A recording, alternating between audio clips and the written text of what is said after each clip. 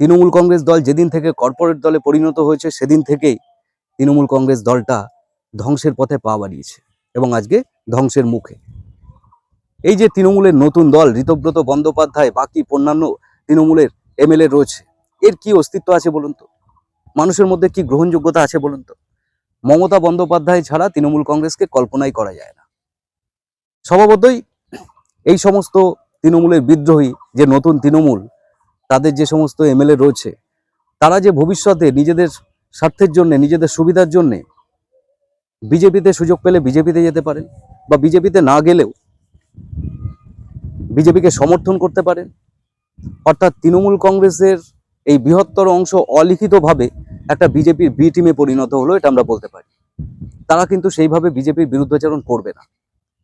মমতা ব্যানার্জি যেভাবে বিরুদ্ধাচরণ করতে পারতেন, যেভাবে পথে নেমে আন্দোলন করতে পারতেন, আবার তৃণমূল কংগ্রেসটাকে কিছুটা সংগঠিত করে একটা জায়গায় আনতে পারতেন, সেই জায়গায় শেষ পেরেকটা পুঁতে দিলেন তৃণমূল কংগ্রেসের এই সমস্ত বিদ্রোহী এমএলএরা। লাভ কার? লাভ বিজেপির। তৃণমূল কংগ্রেসের অস্তিত্ব শেষ। সিপিএম সেইভাবে ময়দানে নেই, ময়দানে আছে কিন্তু ভোটের পার্সেন্টেজ খুব কম রয়েছে। কংগ্রেসও রাজ্যের মধ্যে একটা নির্দিষ্ট গণ্ডির মধ্যে সীমাবদ্ধ হয়ে গেছে। সমস্ত রাজ্য জুড়ে তাদের প্রভাব সেইভাবে নেই। অর্থাৎ শক্তিশালী বিরোধী বর্তমানে কিন্তু আর সেইভাবে থাকলো না। তাহলে সব থেকে প্রভাবশালী দল বর্তমানে বিজেপি, এবং তৃণমূল কংগ্রেসের বিভিন্ন নেতাকর্মী তারা যেভাবে দুর্নীতি করেছেন, এখন তৃণমূল কংগ্রেসের একটা সাধারণ কর্মী তৃণমূলের একটা পতাকা হাতে নিয়ে রাস্তায় নেমে প্রতিবাদ করবেন, আন্দোলন করবেন, সেই সাহস পাবেন? তৃণমূলের মধ্যে প্রচুর সাধারণ কর্মী আছে যারা হয়তো ভালো, তারা কোনো দুর্নীতিকে সমর্থন করেননি বা দুর্নীতি করেননি, কিন্তু তাদের কাজে লাগিয়ে তাদের দলের নেতাকর্মীরা করে খেয়েছেন, কোটি কোটি টাকার সাম্রাজ্য তৈরি করেছেন। স্বভাবতই তাদেরকেও এখন চোর চোর স্লোগান শুনতে হচ্ছে। তো এমন পরিস্থিতিতে দাঁড়িয়ে এখন তৃণমূল কংগ্রেস কোথায় একটা মিটিং করবে, কোথায় একটা মিছিল করবে বলুন তো? দলটা কার্যত ভেঙেই গেছে।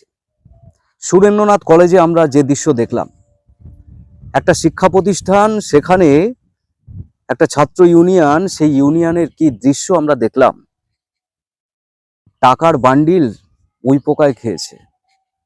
এমনকি সেখানে বিলাসবহুল একটা ঘর রয়েছে, সেই ঘরের দৃশ্যটাও আমরা দেখলাম। সেখানে কি কি পাওয়া গেল?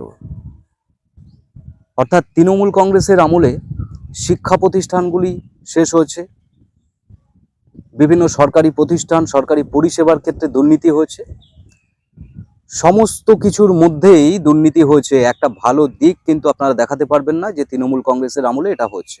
অনেকে বলবেন তৃণমূল কংগ্রেসের আমলে প্রচুর রাস্তা হয়েছে, ঢালাই রাস্তা হয়েছে, রাজ্যের যেখানে যাচ্ছি রাস্তাঘাট উন্নত হচ্ছে, কিন্তু সেখানে যে সাইনবোর্ড টাঙানো থাকে, কত টাকা স্যাংশন হয়েছে সেটা ভালো করে খেয়াল করে দেখবেন, এবং যে রাস্তা হয়েছে তার কোয়ালিটি চেক করে দেখবেন, ভালো করে খেয়াল করবেন কত টাকা স্যাংশন হয়েছে, কত টাকার কাজ হয়েছে।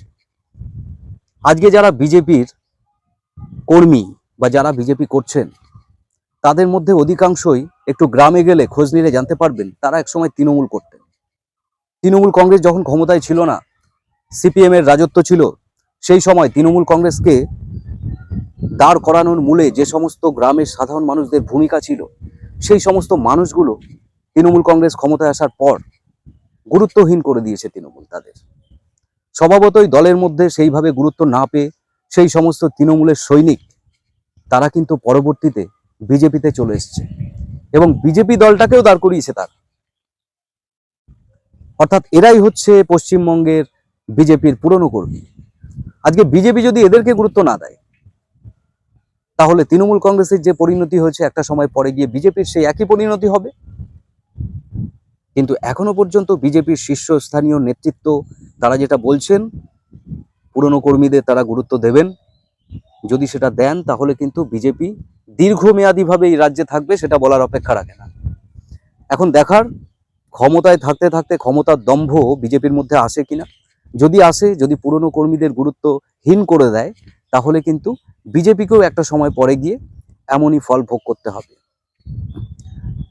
কারণ ইতিমধ্যেই আমরা দেখতে পাচ্ছি রাজ্যের বিভিন্ন প্রান্তে তৃণমূলের বিভিন্ন করে খাওয়া সেই সমস্ত দুর্নীতিবাজ নেতা কর্মী তারা বিজেপিতে পা বাড়ানোর চেষ্টা করছেন, বা অনেকেই সেই রেজাল্ট ঘোষণার পর গেরুয়া আবির মেখে বিজেপি হয়ে গেছে। এমন দৃশ্য তো আমরা দেখছি। এতদিন তৃণমূলে থেকে করে খেয়েছে, এখন বিজেপিতে গিয়ে করে খাওয়ার চেষ্টা করছে। বিজেপি কতটা এই জায়গাটাকে ট্যাকেল করতে পারবে সেটা আমরা ভবিষ্যতে জানতে পারবো। তবে সত্যি একজন রাজনীতিবিদ মমতা বন্দ্যোপাধ্যায়, লড়াকু নেত্রী, তার এমন পরিণতি হবে এটা একটা আশঙ্কা ছিলই, কিন্তু এত তাড়াতাড়ি হবে এটা আমরা বুঝতে পারিনি। যাই হোক, আগামী দিনে মমতা ব্যানার্জি কি পরিকল্পনা নেন বা কি করেন সেদিকে আমাদের নজর থাকবে। ভালো থাকবেন। নমস্কার।